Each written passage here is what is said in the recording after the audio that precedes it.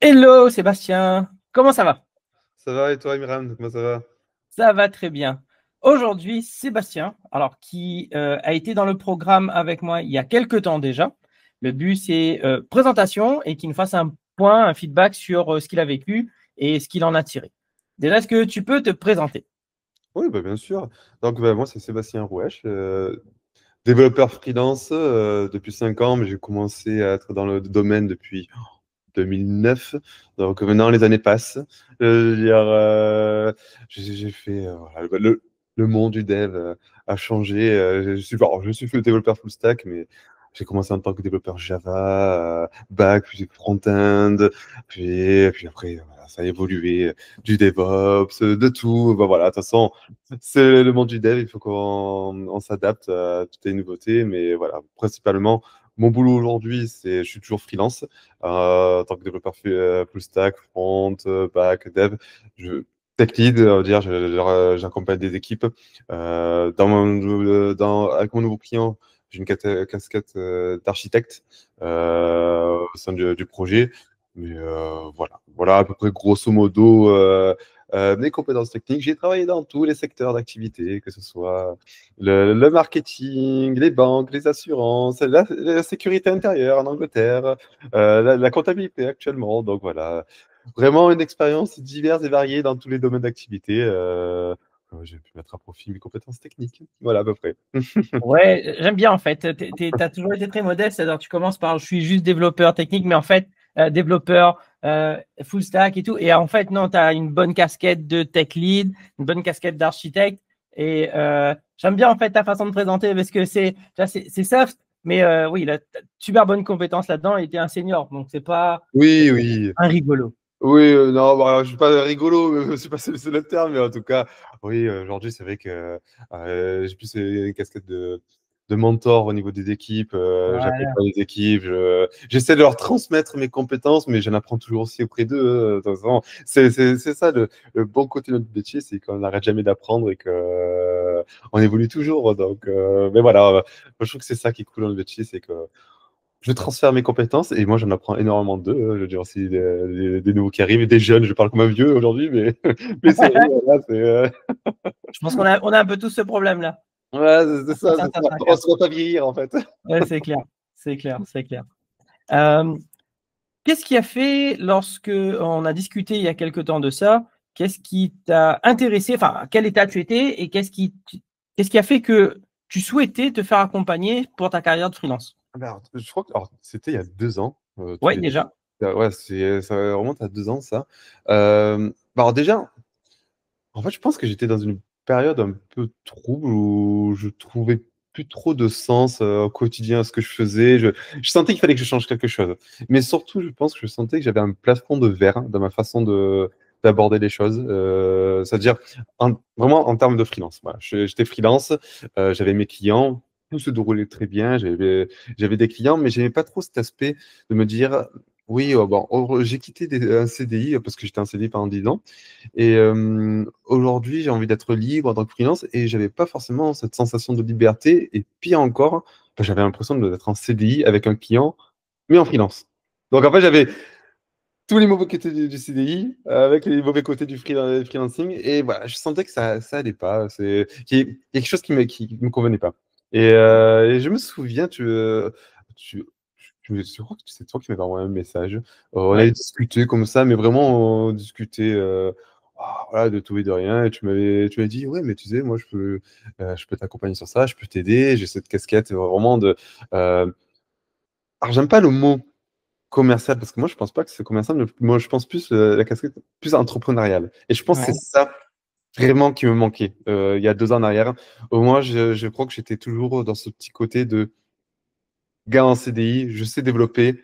Voilà, toi, il y a plein de sociétés qui cherchent des freelances. Tiens, je te mets en contact avec une autre société et fais ce que tu sais faire. Mais j'ai toujours pas compris que j'étais une entreprise aujourd'hui. Être freelance, c'est être une entreprise. Et voilà, on a commencé à discuter sur ça et voilà.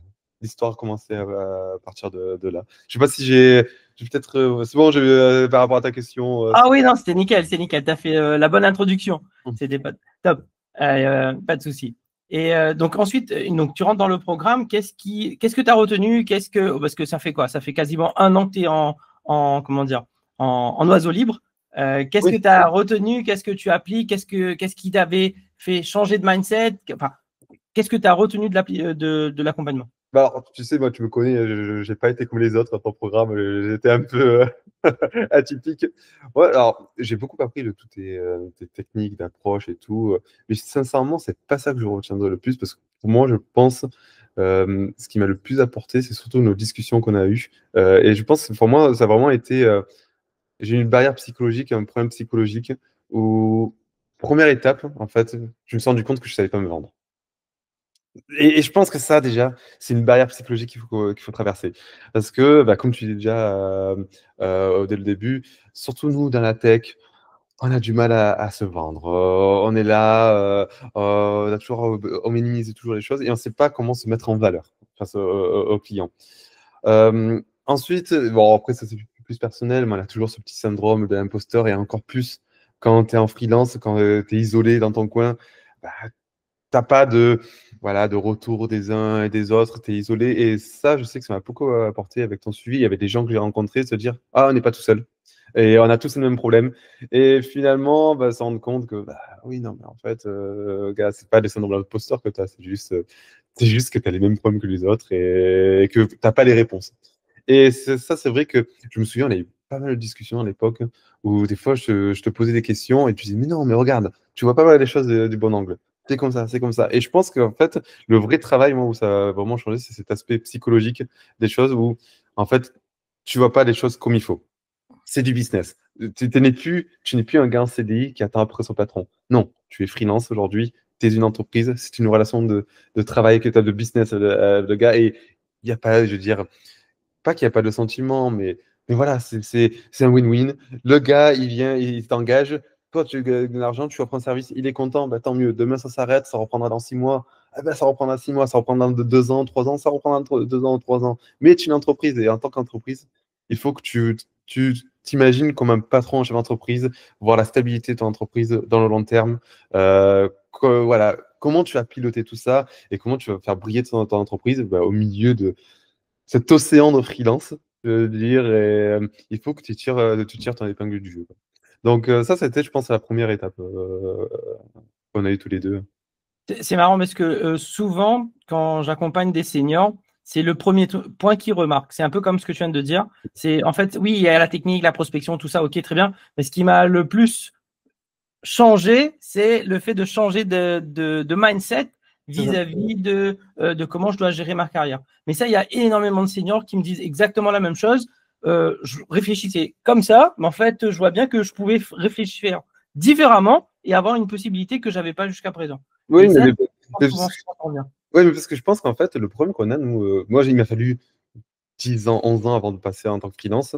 Et en fait, quand des gens comme moi qui se mettent en freelance, on capitalise, pardon, sur notre expérience technique et sur notre technicité. Et en fait, c'est ça qui, pour nous, en fait, quand on commence, qui fait notre valeur, entre guillemets. Alors qu'en fait, c'est faux quand tu es en freelance. Oui, tes capacités techniques, c'est très important. Mais tu es une entreprise aujourd'hui. Je veux dire, ça ne suffit plus. C'est pas que tes capacités techniques, c'est ton relationnel. Je veux dire, le relationnel que tu auras avec ton client, comment tu vas réussir à te vendre, comment tu vas réussir à prospecter, comment tu vas réussir à rebondir, je veux dire, sauter sur une opportunité, je veux dire, investir aussi, je veux dire, avec ta société. Donc, c'est un tout. Mais bon, mais c'est très bien. De toute façon, je pense que c'est ça qui est cool de l'aventure de freelancing, c'est se dire, ben voilà, maintenant, tu vois plus comme un employé en CDI, vois plus grand. Et ça, je pense que voilà, c'est vraiment ce que j'ai le plus appris avec toi sur ça, c'est ta capacité, ton regard d'entrepreneur, te dire non, mais arrête, là, regarde, c'est comme ça, là, actuellement. Ouvre. Mm. Ouais, et le point aussi que j'aime bien, c'est tu vois, le fait de discuter. Souvent, au départ, les gens qui rentrent dans l'accompagnement, ils échangent pas beaucoup parce qu'ils sont en mode je vais commencer à appliquer, etc. Et là où ça marche, c'est quand tu échanges en fait. Tu commences à parler parce que souvent tu vas dans une direction, mais tu vois pas sur le chemin tout ce qui peut se passer et tu es à fond dedans. Exactement ce que tu viens de faire en fait. Et il y a quelque chose qui a évolué aussi par rapport à ton époque, on va dire ça comme ça, c'est que on avait essayé la dernière fois de mettre en place, tu sais, une journée dans la semaine où tout le monde se connecte. Oui. Sauf qu'on n'était pas assez nombreux et ça marchait pas beaucoup. Maintenant, depuis tous les mardis, donc de 12h à 13h, il y a une permanence. Et là, on varie entre 5 et 10 personnes qui sont là tous les mardis. C'est pas toujours les mêmes, ça tourne. Et donc, il y a une émulation sur ce que tu viens de dire, c'est-à-dire que, ah, mais en fait, je suis pas tout seul. Tu vois, ils arrivent à, par exemple, poster sur LinkedIn, mais je sais pas faire. Et là, tu as 3 gars qui lèvent la main. Ah ouais, mais nous aussi, on galère, on a un peu peur, syndrome de l'imposteur. Ah, mais je suis pas seul. Ou Oui. sinon, discuter avec ton réseau. Bah pareil, ça c'est tout le monde dit ah non mais je sais pas trop quoi leur dire, j'ai un peu peur, je vais passer pour un tocard et tout et tout et tout. Et en fait, tu en as 2 autres qui lèvent la main, ben en fait c'est pareil. Et là ils se rendent compte qu'en fait on passe tous par les mêmes étapes il y a des croyances à péter, il faut commencer à passer à l'action. C'est pas évident au départ, mais plus tu le fais, plus ça devient simple, et plus ça devient simple, plus c'est plus un sujet. Et quand tu es à plusieurs à parler de ça, tu te dis ok, je suis pas tout seul, c'est pas moi qui déconne. Non, non, c'est tous, on passe tous par ça. Et je le vois encore plus, en fait. Plus tu es longtemps dans les projets longs ou en CDI, ou les missions longues, plus c'est difficile de casser ses croyances. Moi, j'ai eu des gens qui m'ont dit, écoute, mes compétences ne fonctionnent que dans des grands comptes. Ce qui est techniquement impossible, parce qu'après discussion, on voyait bien que non, ça pouvait marcher partout. Mais la personne était tellement focus dans non, il n'y a que les grands comptes et elle n'arrivait plus à sortir là-dedans. Et donc, ouais, le fait de se confronter à d'autres personnes qui sont passées par là, ça aide énormément à dédramatiser surtout aussi. De traumatiser, ouais, c'est ça. Et se rassurer aussi, tu vois, se dire des fois, ben, attends, toi, t'as fait comment pour ça? Comment t'as fait pour gérer ce client? Je veux dire, avoir un retour ou même des idées. Des fois, il y en a qui disent, ah, mais ça, ah oui, c'est vrai que c'est pas bête. Je pourrais gérer ce cas comme ça. Et je pense que, mais de toute façon, c'est toujours pareil, hein, c'est le syndrome de. Alors, j'aime pas le terme, mais du solopreneur.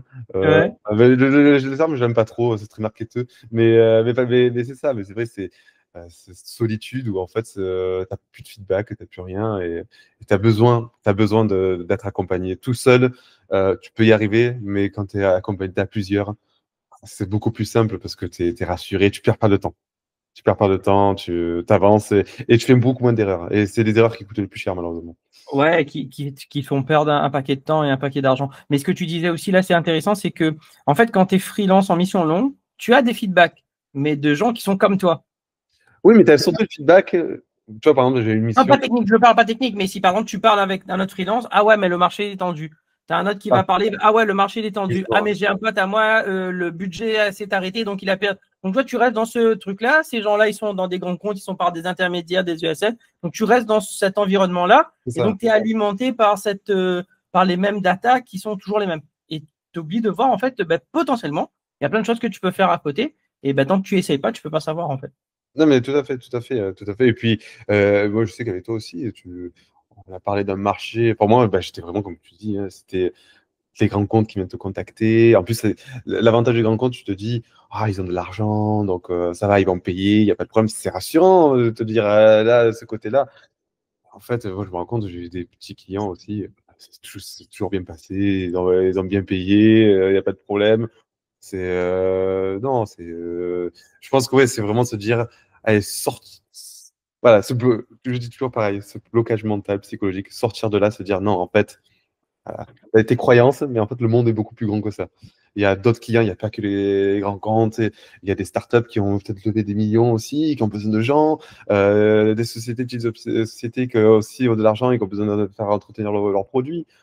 Non, en fait, il n'y a pas qu'un seul monde, qu'un seul type de mission. Et Ouais. ouais, c'est cool. Ouais.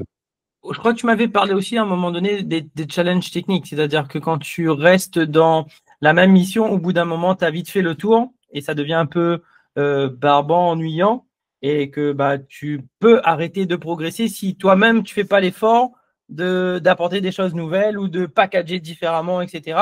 Et ce qui fait que bah, tu stagnes un peu et tu refais ce que tu sais déjà faire parce que c'est pour ça qu'on te paye. Et donc, tu perds un peu ce qu'on avait, nous, l'habitude de faire les textes et de progresser, d'aller tester des nouvelles choses, etc.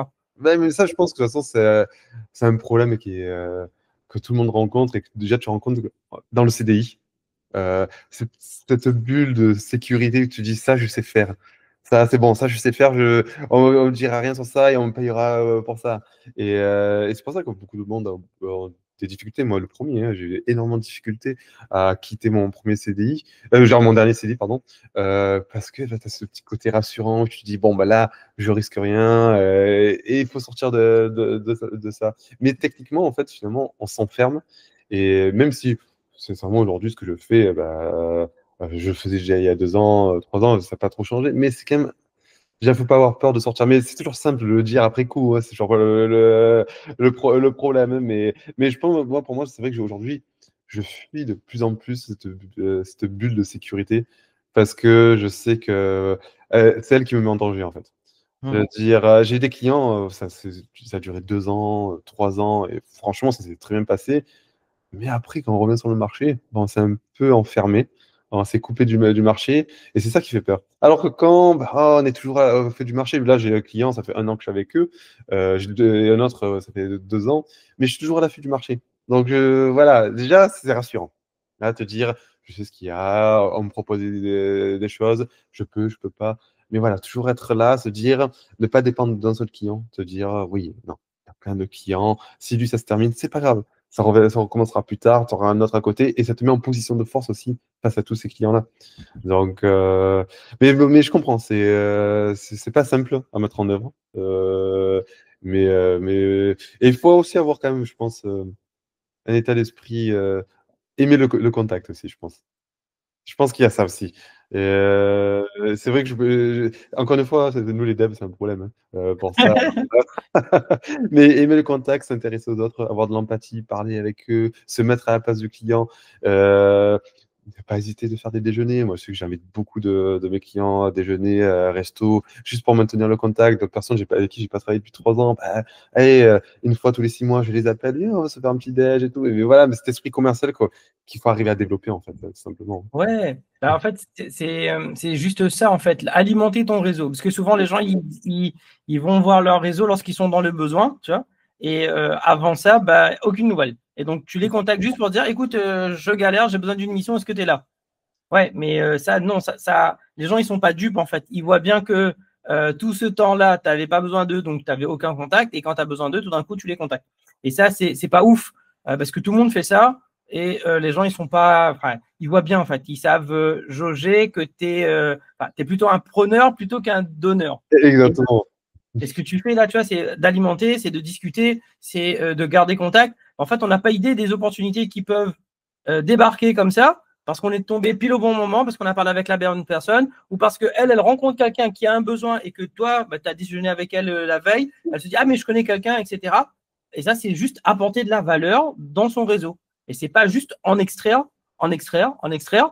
Ça, au bout d'un moment, ça finit par ne plus fonctionner et tu n'as plus de réseau, en fait. Et c'est ça qui marche pas, en fait. Mais c'est exactement ça. Tu vois, typiquement, moi, la dernière mission à laquelle je suis, ça s'est passé comme ça. C'est un pote avec qui j'ai travaillé il y a 12 ans en arrière, hein, ça remonte à 12 ans, en Angleterre, hein. C'était pas parlé depuis 1 an. D'habitude, bon, on se parlait toujours 2 ou 3 fois par an. Et là, j'ai appelé, je fais «Ah, comment ça va?» et tout, tu vois, juste prendre des nouvelles. Et au fur et à mesure, «Ah mais tu sais, en ce moment, j'ai ce projet-là, ça t'intéresserait?» Ouais, c'est vrai que ça tombe bien, moi aussi. Attends, j'ai ça, là, j'ai ça. Tu vois, voilà, tu discutes. Et souvent, finalement, tu te rends compte que les missions, tu les trouves dans ton cercle rapproché, en fait. Ouais. C'est ça qui est drôle. Oui, il y a de fortes chances que quand tu cherches tes missions par toi-même, il y a de fortes chances que tes premières missions, 2, 3, quatrième première mission, ce sont des gens que tu connais ou des amis d'amis. Exactement, et c'est tellement plus simple déjà. Moi, je sais que tu n'as même pas besoin de faire de tests techniques ou de limite d'entretien. C'est des gens qui te connaissent, qui généralement connaissent ton travail et ton sérieux, et ils se disent non, mais toi, je te connais, viens de suite. Et c'est pour ça, je vois encore plus. Moi, c'est ce que je dis beaucoup à d'autres freelances. Je leur dis, mais soignez vos sorties de mission. Ah oui, Toujours avec le sourire, je veux dire, faut toujours que ça se passe bien parce que vous savez pas, peut-être dans 6 mois ou dans 10 ans, vous retravaillerez avec eux. exactement, non, c'est clair. Non, ça, c'est une erreur bête, en fait, qui coûte énormément, mais qui ne demande pas beaucoup d'efforts. Ah Ok, oui. oui, peut-être la mission ne te plaît plus, peut-être qu'il y a un gars à l'intérieur où il te saoule, mais ça ne t'empêche pas de quitter en bonne et due forme. En termes d'efforts, c'est que dalle, quoi. Par contre, tous les avantages que ça a à avoir. Par contre, si tu fais l'inverse, tu pars en claquant la porte, en gueulant sur tout le monde, ça t'a pas coûté beaucoup, mais par contre, ça peut te coûter énormément sur le long terme. Et Bah, les gens, ils se parlent, en fait. Et il faut pas oublier. bah oui, et puis il faut toujours laisser cette bonne image. Si Bah tu oui. te taxes parce que ton client il a décidé d'arrêter la mission pour X raison, il ne voudra pas te rappeler. Si tu dis, bah oui, non, mais je comprends, même si ça te fait chier, perdre un client, c'est toujours chiant, hein, le dire, t'as toujours les boules. Mais tu dis, ouais, bah, pas de problème, je comprends et tout, bah, n'hésite pas à me recontacter dès que tu as besoin. Je te dirai si je suis dispo, bah, je te le dirai. Voilà, le gars, il se dit de suite, ah, ça s'est bien passé parce que même pour lui, ça ne le fait pas plaisir d'arrêter une mission. Il se dit, il va Ah annoncer oui. une bonne nouvelle, une mauvaise nouvelle, pardon. Dire, on n'aime pas annoncer des mauvaises nouvelles. Non, c'est clair. C'est top, ça, comme feedback, même du côté du client, en fait. C'est souvent pas. Alors, bon, il y aura toujours des clients tocards, ça, on met de côté, mais globalement, les gens sont humains et bienveillants. Et donc, oui, ça fait jamais plaisir de mettre fin à des missions, parce que souvent, c'est pas aussi des décisions que ces personnes-là où tu es responsable ont pris. Ça vient de plus haut, il faut faire ça, ça, ça. Donc, ils sont obligés d'appliquer des directives, et donc, ils sont un peu embêtés, quoi. Ah oui, lui, il aimerait tellement avoir un gros budget, engager plein de freelance, te garder, même te donner une augmentation de TJM s'il te faut. Je veux dire, ouais, bah, s'il fait ça, c'est que ça s'est bien passé. Il faut pas le prendre personnellement, hein, c'est la vie d'entreprise, malheureusement, hein. Ça va, ça vient. Ouais, et il y a un truc que j'ai vu aussi avec un ou deux freelances, c'est que leur ancien responsable qui les avait embauchés, enfin qui avait fait les démarches pour les avoir dans les missions, change de boîte, arrive dans une nouvelle boîte, donc les gens les recontactent, donc tu vois, tu animes ton réseau, les recontacts. Ah, ben tu as changé de boîte. Et dans ta nouvelle boîte, comment ça se passe? Bah tiens, on cherche quelqu'un. Hmm. Ah, ben on avait bien bossé ensemble la dernière fois, qu'est-ce que tu en penses? Ouais, c'est clair, pas de test technique, rien, on recommence à bosser. Exactement ce que tu viens de décrire. Pourquoi? Parce que la personne a changé de boîte, elle est peut-être un peu différente aussi, parce qu'elle a évolué au fil du temps, elle est peut-être dans un environnement qui la convient mieux. Donc, même si peut-être c'était un mauvais manager au départ, dans sa nouvelle boîte, c'est peut-être quelqu'un de beaucoup, tellement différent parce qu'il est dans son beurre, et faut garder ça. Et donc, tant qu'on. Enfin, moi, j'ai souvent cet exemple-là, mais enfin, j'ai bossé avec des clients, je bosse avec des clients maintenant, avec qui ça s'était mal passé il y a quelques années, tu vois. D'accord. Ah bah, non, mais c'est beau, ça, franchement, parce que c'est vrai que. Et ça s'était mal passé dans le sens vraiment mal passé, mais l'eau coule sous les ponts parce que bah, les gens évoluent. Au final, c'est toujours une relation gagnant-gagnant. Actuellement, la personne a besoin de ça, moi je peux lui apporter, j'ai besoin de mission, bah, on discute et ah bon, ah bah tiens, bah, ça repart. Et ce qui s'est passé dans le temps, bah, on n'en a même plus discuté, tu vois. Oui. Euh, Ah, j'aime pas le terme business, mais c'est des relations de travail, tout simplement, je dirais. Et c'est tellement mieux quand tout le monde s'entend bien. Et même des fois, se dire, sans savoir se remettre en question, tout simplement, hein. Des fois, je veux dire, ouais, moi, j'ai pas tout fait ce qu'il fallait, des fois, avec des clients, et me dire, ah, ok, bah, si c'est passé ça, où j'ai merdé? À quel endroit j'ai ouais, c'est merdé? clair, Et c'est après, clair. tu retrouves le client plus tard, et puis là, tu dis, bah, c'est vrai que ce jour-là, ça, j'ai pas été top. Et franchement, c'est apprécié par, Ben oui, c'est cool. tous ces clients, se dire, ah, bah, tu sais te remettre en question. Et on aime des gens qui savent se remettre en question, qui se braquent pas, qui sont pas rentrés par la tête. Souris à la vie, quoi. Mais non, mais c'est clair. En fait, il y a souvent les clients, ce qu'ils veulent, c'est des gens de confiance. Et c'est pour ça que tu parlais, quand c'est ton pote, il a déjà confiance en toi. Donc, il y a toute cette barrière-là qui est déjà sautée, en fait. On va discuter, et ça permet de débloquer. Et il a besoin de quelqu'un de confiance et avec qui il aime bosser. Parce que quelqu'un qui est très bon techniquement, mais il est hyper nul d'un point de vue humain, tu auras énormément de mal à le changer. Ah oui. À l'inverse, il peut être juste techniquement, mais humainement, ça fit avec ton entreprise. Bah, tu veux bien le prendre parce que tu sais que techniquement, ça se rattrape. Il y a moyen d'aller plus loin. Et du moment que le gars, il fit avec toi, bah, oui, allons. C'est sûr, alors ça c'est clair et net. Moi je le vois dans la mission que je suis actuellement, c'est une société en Angleterre. Sur les recrutements, parce que l'équipe a grossi, donc on a dû recruter. Et nous, la technique, c'est pas ce qu'on regarde le plus. On regarde, c'est voilà, ce qu'ils appellent les soft skills, mais voilà, savoir-être. C'est lorsque je te fais des petits retours en feedback, lorsque je vais regarder ta pull request, je vais te faire des retours sur ton code, est-ce que tu as de braquer, est-ce que tu as pas mal de sourire, dire comment t'es au quotidien, les meetings, tu souris, t'es content, on rigole ensemble. Voilà, on est là, genre, on passe plus de temps ensemble que si vous passiez à votre famille. Donc, c'est tout cet aspect-là, là, humain, c'est le plus important. Et après, techniquement, si tu as envie d'apprendre, moi j'ai envie de te partager, bah, tu progresseras et on progresse tous. Donc non, non, je suis entièrement d'accord avec toi. Et ça, c'est ce que j'ai avec le temps, j'ai appris aussi. Ce que je dis au début, tu sors senior, tu capitalises sur ta technique. En fait, c'est plutôt soft skills qu'il faut faire grandir. C'est ça le plus important. Ouais, je suis d'accord. Après, Et, bien sûr, si tu une pipe dans ton métier, bon voilà, c'est ouais. autre chose. Mais il y a un minimum, je dirais, il y a un minimum. Mais tu trouveras toujours une mission qui te correspondra. Mais je veux bien ton feedback sur ça, vu que tu connais les deux mondes, c'est-à-dire le côté français, le côté anglo-saxon. Mm. Qu'est-ce que tu vois de différent dans la façon, tu sais, de discuter, de parler business, de parler carrière, de parler entreprise? Est-ce que tu vois des différences ou plutôt des similitudes? Ah non, il y a pas mal de différences. Moi, j'ai deux clients, hein. Là, actuellement, j'ai un client sur Paris et j'ai un client en Angleterre, donc je suis entre Paris et Manchester. Et c'est vrai que les Anglais, c'est beaucoup dans l'efficacité. C'est par exemple, la réunion se termine. Oh, on a dit que la réunion, c'était 15 minutes. C'est 15 minutes. Au bout de 15 minutes, allez, bye. Tout, tout, tout, tout, tout. Tout le monde a déjà quitté la réunion. C'est efficacité avant tout. Les clients en France, c'est vrai que c'est beaucoup de ouais, des réunions, ça tire, ça parle, on fait beaucoup de réunions qui servent à rien. Mais en contrepartie, des fois, ce que c'est bien, c'est que c'est vrai qu'en France, on aura tendance à créer plus de liens, je veux dire, au sein de l'équipe. Alors qu'en Angleterre, bah, ça, c'est ce que je fais au quotidien, c'est créer un esprit d'équipe. Voilà, c'est. Alors voilà, il y a du pour et du contre des deux côtés. Oui, bien Mais par sûr. contre, c'est vrai que en Angleterre, voilà, c'est dans l'efficacité. Au niveau, alors après, j'ai que vraiment conseillé client en Angleterre, mais au niveau business, c'est vraiment, voilà, tu fais le taf, moi je te paye, il n'y a pas de problème. Demain, il n'y a plus d'argent, il n'y a plus d'argent, je te le dis direct. Ça s'arrête, ça s'arrête. Genre, tu as mal fait ton taf, tu as mal fait ton taf, tu dégages. Voilà, il y a pas à chier, ça prend pas des petits détours. Je veux dire, alors que moi, je sais que mes clients en France, je les pousse régulièrement à me faire des feedbacks, à me dire, alors ça se passe bien, tout va bien, vous êtes sûr? Tu sais, tu peux te moi, j'ai déjà eu un client au bout de 6 mois, finalement, je sentais qu'il n'était pas content sur un point et tu vois, ça s'est déroulé le truc, alors que finalement, c'était juste un coup de proco, on aurait pu parler, c'était réglé. Donc voilà, le client français, il faut quand même tirer le verre du nez. Alors que là-bas, ils te le disent direct. Ils ont un business à faire tourner. C'est ça. C'est business avant tout. Il faut que ça tourne. Je veux dire, c'est win-win. Voilà.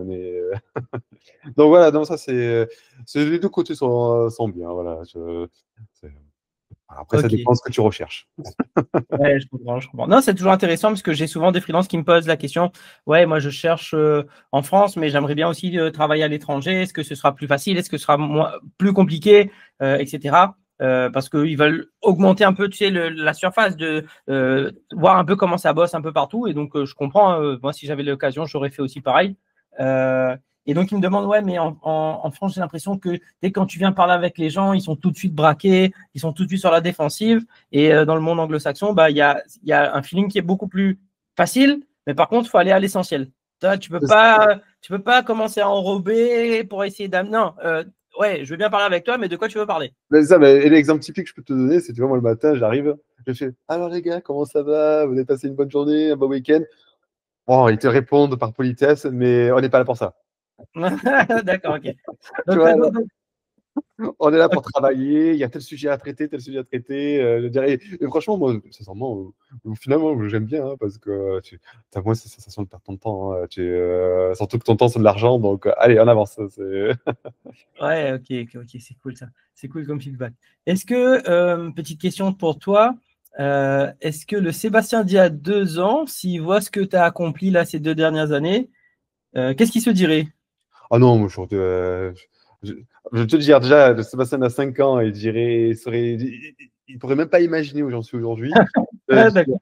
Et même celui d'il y a 2 ans, pareil, je veux dire, ah non, non, mais ouais, non, j'ai cassé le plafond de verre que j'avais. Je suis vraiment allé au-delà de mes espérances. Je veux dire, vraiment, je fais des années pleines en termes de chiffre d'affaires. Je veux dire, vraiment, ça, c'est super. Mais après, c'est surtout au niveau humain, hein. Je veux dire, j'ai vraiment énormément progressé sur l'approche des choses, sur ma sérénité. Euh, Là, tu vois, cette année, par exemple, j'ai pris 5 semaines de vacances cet été, mais sans culpabiliser ou quoi que ce soit. J'ai profité, je me suis amusé. Je veux dire, voilà, ça te change la vie, quoi, de dire au quotidien, tu as le sourire, hein, tout simplement. Tu vois, tu fais ce que tu fais, je veux dire, tu aimes ce que tu fais. Je veux dire, et ça, bah, justement, voilà, quand on s'est rencontrés, je sais que euh, je culpabilisais dès que je prenais 2 jours de vacances. Je veux dire, je stressais sur la moindre chose. J'étais vraiment très stressé, anxieux. Ah, aujourd'hui, je suis vraiment détendu, mais c'est dans Ouais, le monde, hein, je me rappelle, on avait parlé de Atomic Habit parce que tu me disais, Mm. ouais, mais je veux faire plus de choses, faire un peu plus de productivité, etc., etc. Alors que le but, c'était pas d'en faire forcément plus, mais de faire un peu mieux. Et on avait parlé de ça, je me rappelle, dans une des sessions Oui, euh, oui. sur les bonnes habitudes à prendre, et, à prendre un peu de recul sur ce qu'on fait pour pas être englué, quoi. C'est ça, mais je pense que, et ça, peut-être, c'est le message que j'aimerais le plus faire passer, c'est que moi, je pense qu'au bout d'un moment, j'étais mentalement, je veux dire, pourri ou c'est atteint par les médias, les YouTube, les réseaux sociaux, les trucs comme ça, où tu vas toujours voir des vidéos de gars. Hey, t'es techno, mais je connais pas ça, il faut apprendre ça. Aujourd'hui, en 2025, il faut apprendre ça. Ah, attends, quand freelance, tu fais pas ça, mais tu dois faire ça. En fait, il y a rien à devoir, en fait. C'est plutôt Mm. toi comment tu ressens les choses.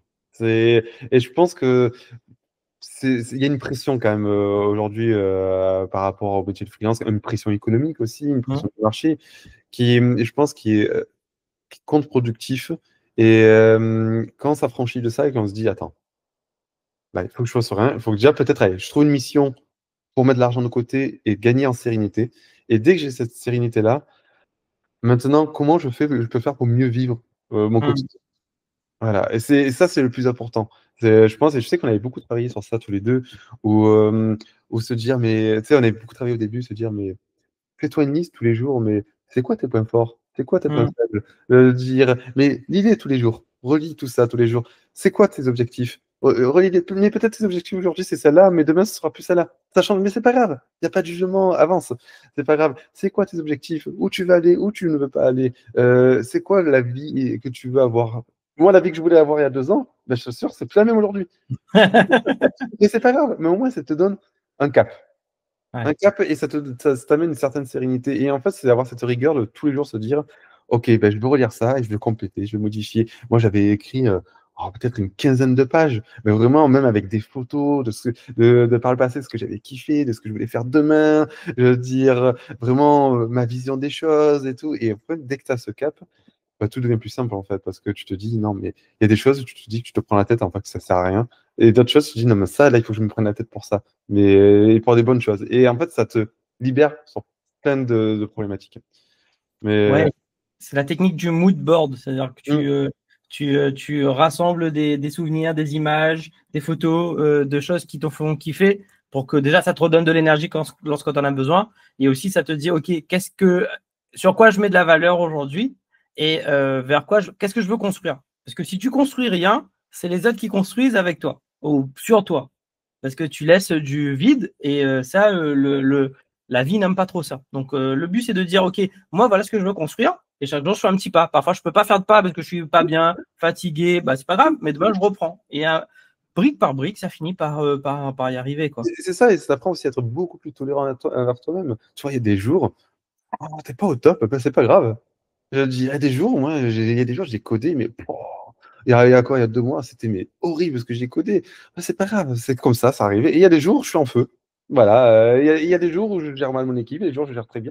Mais c'est pas grave, se dire, ben, bah, tant mieux, on grandit, on apprend tous les jours, à tous les envers soi-même. Je dirais au contraire, c'est pas grave, je veux dire, t'apprends, tout va bien. Je veux dire, tout va bien. Et ça, tu vois, tout ça, je pense que c'est important parce que quand tu es entrepreneur freelance, que tu es, tout seul, t'es pas une entreprise avec des équipes qui sont là pour te soutenir ou autre, tu es tout seul, bah, tu as besoin de garder ce cap. Et c'est important parce que tu peux vite te perdre, tu peux vite perdre confiance, tu peux vite commencer à perdre ton énergie sur des choses futiles. Et, Mm. euh, et au final, je veux dire, ouais, tu perds le cap, quoi, en fait, tu dérapes. Et je pense que ouais, c'est ça le plus important, en fait, quand tu es à ce niveau. OK. Il me reste une dernière question. Oh, vas-y. Euh, Qu'est-ce que tu dirais à quelqu'un qui hésite à se faire accompagner? Je parle au sens large, hein, pas forcément avec moi, mais un freelance plus ou moins senior qui se dit, bon, il y a certains points sur lesquels il faudrait que je me fasse accompagner, mais j'hésite à le faire. Moi, tout simplement, déjà, alors, je dirais, mais pourquoi déjà tu as envie de te faire accompagner? Déjà, c'est la base. Dire dans quel but?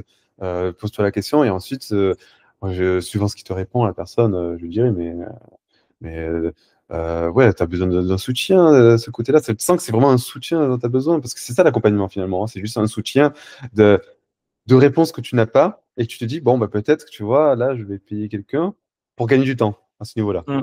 Tu vois, je veux dire, tu vois, peut-être cette réponse, tu l'auras dans 1 an, 2 ans, 3 ans, mais en fait, peut-être c'est aujourd'hui que tu as besoin de la réponse. Donc, quand tu es Mm. en compagnie, bah, la réponse, tu l'auras peut-être aujourd'hui ou dans 2 mois, mais ce ne sera pas dans 6 mois, quoi, ou dans 1 an. Et je pense que c'est ça, c'est se dire, bah, voilà, où tu veux aller, vraiment ce dont tu as besoin et pourquoi tu as besoin de ça. Dès que tu sais ça, que vraiment, voilà, tu fais un peu un état des lieux de ta situation actuelle, là, tu as, toutes les réponses, tout simplement, hein. Tu sauras si ou non, hein. Et après, bien sûr, bah, si tu étais motivé à payer ça, hein, parce que bon, malheureusement, il y en a, ils veulent pas, mais ça, c'est sans jugement, bah, c'est toi, hein, c'est toi qui vois, hein, ça, c'est aussi c'est un autre truc. En tant que freelance, moi, j'avais connu beaucoup qui ne savaient pas investir Ouais. sur eux-mêmes. Sans même, ou même sur des clients, te dire, bah, c'est pas grave si tu fous 1 000 € là, actuellement en l'air, moi, sur des déj, des cadeaux clients, des trucs comme ça. Non, c'est pas investir, c'est pas ton argent, c'est l'argent de ton entreprise, et c'est un business. Et, donc, et toi, bah, tu as aussi un point où il faut investir. Et Ouais, ça ça c'est passe top. par là. Ça passe par là, se dire, bah, des fois, je veux dire, comme dans la vie, des fois, tu as besoin d'avoir un psychologue, non pas parce que tu es fou, comme certains peuvent le penser, c'est juste que tu as besoin d'être aidé et que des fois, tu n'as pas les mots, tu n'as pas le recul et tu as besoin d'avoir quelqu'un qui a un regard objectif et te dire, ah, bah, tiens, regarde, mais est-ce que tu as vu des choses comme ça? Parce que moi, je te vois de l'extérieur, mais est-ce que toi, tu te vois de l'extérieur? Nickel. Ça. Et ça, je pense, c'est le plus dur, c'est cette remise en question, c'est cette petite claque que tu te prends des fois, où il te faut peut-être 1, 2 semaines, voire un mois pour t'en remettre. Mais c'est pas grave, c'est des bonnes claques qui font du bien. Sur le coup, tu l'apprécies pas, et après coup, tu te dis, ah, j'en avais besoin. Mais oui, c'est les coups de boost qui te font gagner, pas. Enfin, ça te fait gagner tellement sur le long terme que tu as tendance à oublier. Tu sais, tout est un peu exponentiel, tu vois, donc ça prend un peu de temps et après, à un moment, ça décolle. Et Ouais, c'est plus ça. tu restes en bas, plus ça prendra le temps à décoller. Donc parfois, quelqu'un te fait gagner 6 mois. Ben, en 6 mois, tu vas accomplir tellement plus que si tu galérais toi-même à essayer de trouver. Ok, on a l'impression que 6 mois, ben, j'ai que 6 mois de retard. Ouais, mais en 6 mois, si tu avais de l'avance, tout ce que tu aurais pu faire parce qu'il t'a débloqué un palier. Mais ça, on a un peu de. Enfin, généralement, les humains, ils ont un peu de mal à réfléchir en exponentiel. C'est j'ai débloqué ça tôt, bah, ça m'ouvre un paquet de possibilités. Bah, j'aurais pu avoir ces possibilités-là que dans 6 mois. Mais en Oui, 6 mois, je vais bien les en profiter, quoi. exactement. Et puis, il y a aussi un autre point, genre, je sais pas, c'est que, tu vois, quand tu te fais accompagner par quelqu'un, généralement, nous, en tant que freelance, on va parler à la famille, aux amis, mais ils sont subjectifs. Ouais, bah oui, Et, oui, c'est clair. ils veulent pas te blesser, ils veulent pas, je veux dire, ils veulent toujours te soutenir et tout. Alors qu'en fait, des fois, tu as juste besoin d'un gros coup de pied au cul, en fait. Et quelqu'un qui est externe à tout ça, qui est objectif, te dire, mais mec, non, tu te dis, ah, ce que tu dis, ça va pas. Non, non, tu fais fausse route. Et moi, je pense que c'est là le vrai plus de l'accompagnement. C'est d'avoir quelqu'un qui te dit, mais on n'est pas potes tous les deux. Et voilà, moi, mon job, c'est de te dire quand ça va pas. Quand là, tu fais fausse route. Ben, là, tu fais fausse route. Maintenant, entends-le ou pas, mais là, tu fais fausse route. Ok, c'est top. On va conclure sur ça rapidement. Si on veut venir discuter avec toi, parce que tu es hyper sympa, on te trouve où, principalement? Oh, franchement, on peut contacter sur LinkedIn, il n'y a pas de problème. Après, je vous avoue, moi j'ai des contacts des fois sur LinkedIn, le gars ils viennent. T'as pas une mission pour moi? Non, gars, je suis pas commercial, moi je suis pas là. Et, par contre, moi, les gars qui viennent juste discuter, se découvrir, découvrir de nouvelles personnes, mais allez-y avec plaisir, hein, je veux dire, apprendre à se connaître. On se fait même un vidéo call comme ça, d'1 heure. On peut même, des fois, je passais 3 heures avec des gens que je connaissais pas à discuter, parler de foot, de rien, de tout, de foot, de bouffe, de voyage, ou que ce soit. Mais voilà, la vie est faite de rencontres. Et au contraire, allez-y, n'hésitez pas. Je veux dire, je réponds, hein. Après, je vais pas répondre toute la minute, mais voilà, n'hésitez pas. Moi, c'est comme ça. Et après, c'est juste une question de timing. Après, si un jour, que ce soit dans les deux sens, moi j'ai un taf ou eux, ils ont du taf, bah, de toute façon, ça se fera ou ça se fera pas. Bah oui, mais c'est comme ça, on alimente son réseau et on l'entretient. Il faut Bah, le je faire mets... de manière désintéressée. Voilà, de manière désintéressée. Juste avoir le Exactement. plaisir de rencontrer. Moi, C'est c'est top. ça qui m'intéresse. Je mettrai le lien de ton profil directement en dessous de la vidéo. Comme ça, les gens peuvent le trouver. Merci beaucoup à toi. Bah, merci à toi aussi et à très vite. À très vite. Bye. Ciao, ciao.